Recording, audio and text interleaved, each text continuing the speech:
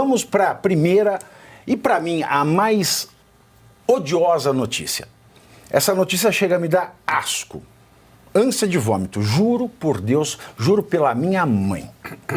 A Advocacia Geral da União, a AGU, acionou a Gestapo, também conhecida como Polícia Federal, para investigar uma notícia falsa publicada em redes sociais sobre o próximo presidente do Banco Central, Gabriel Galípolo, que é este que está aí nas imagens que vocês veem. De acordo com a AGU, a fake news, a mentira, a notícia falsa, prejudicou ações do governo para conter o preço do dólar, que ontem fechou em recorde de R$ 6,26. Palmas para o dólar. Outro recorde, hein?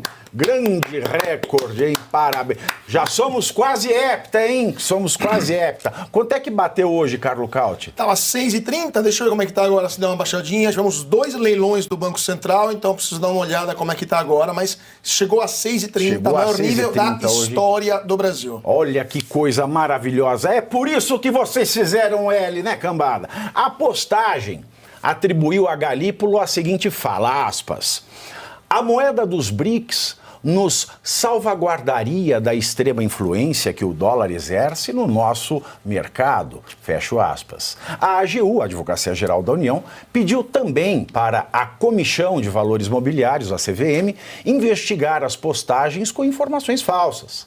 Quem trouxe essa hipótese foi, a jornalista da Globo News, ninguém mais, ninguém menos do que ela, Daniela Mercury? Não, mas ela também, mas foi a Daniela Lima. Ela disse que as fake news impulsionaram a cotação do dólar e o governo acatou a sugestão da jornalista. Tanto que o ministro da SECOM, Paulo Pimenta dos Outros, postou um vídeo relacionando a alta do dólar com o que ele chamou de operação criminosa da indústria da fake news. Vamos ouvir esta merda. A indústria das fake news está trabalhando mais uma vez contra o Brasil e nós precisamos agir. É muito grave o que os especuladores criminosos fizeram contra o Brasil. No dia de ontem, postagens foram feitas nas redes sociais atribuindo de forma falsa ao futuro presidente do Banco Central, Gabriel Galípolo, frases que ele nunca disse. E estas frases passaram a ser repercutidas por operadores do mercado financeiro, gerando uma enorme especulação. E através da desinformação, eles obtiveram o resultado que queriam. O dólar chegou a 6,20. É evidente que muita gente ganhou milhões de reais com esta operação criminosa. Quando a gente diz que as redes sociais precisam ser reguladas, a gente está falando em proteger a saúde, em proteger o meio ambiente, em proteger as pessoas, mas também proteger o país.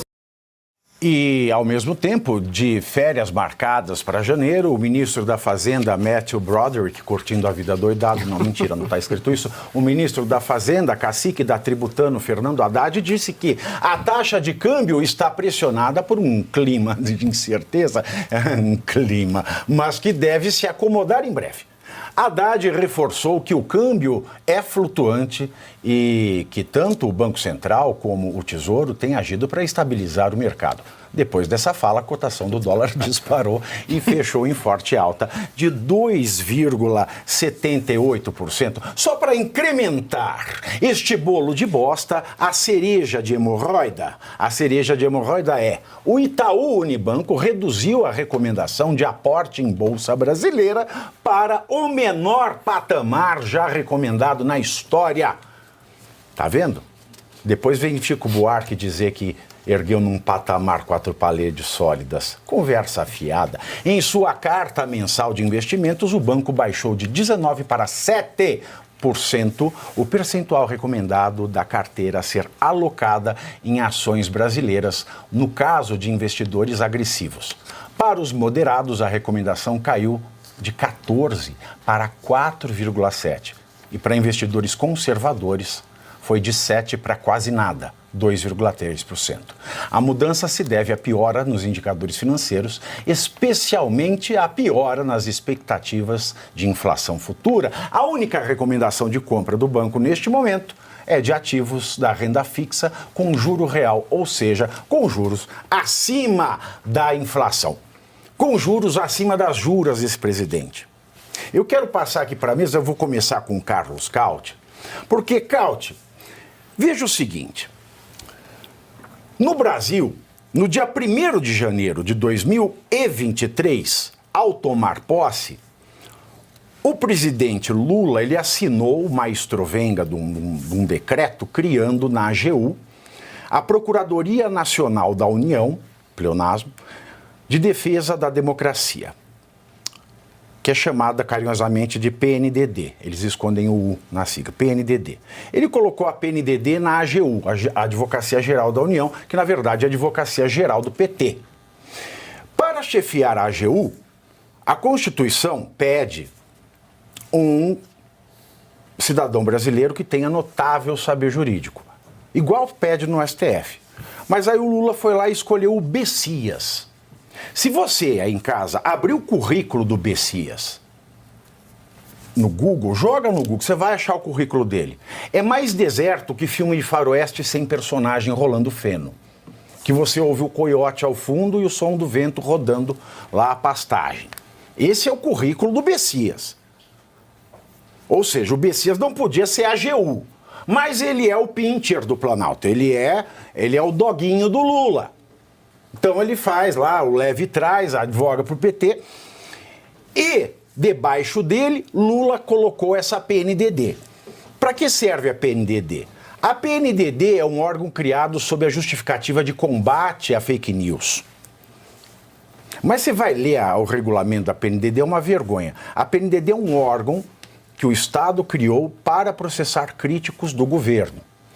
Quem estreou a PNDD fui eu. Olha aí. Eu fui o primeiro processado pela PNDD. Olha que honra. Olha aí.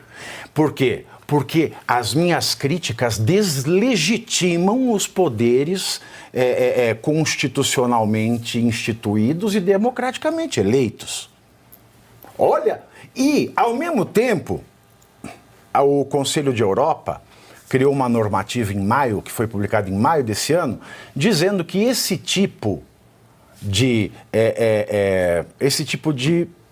hábito, uma empresa multinacional que fica processando alguém que fez uma denúncia contra ela.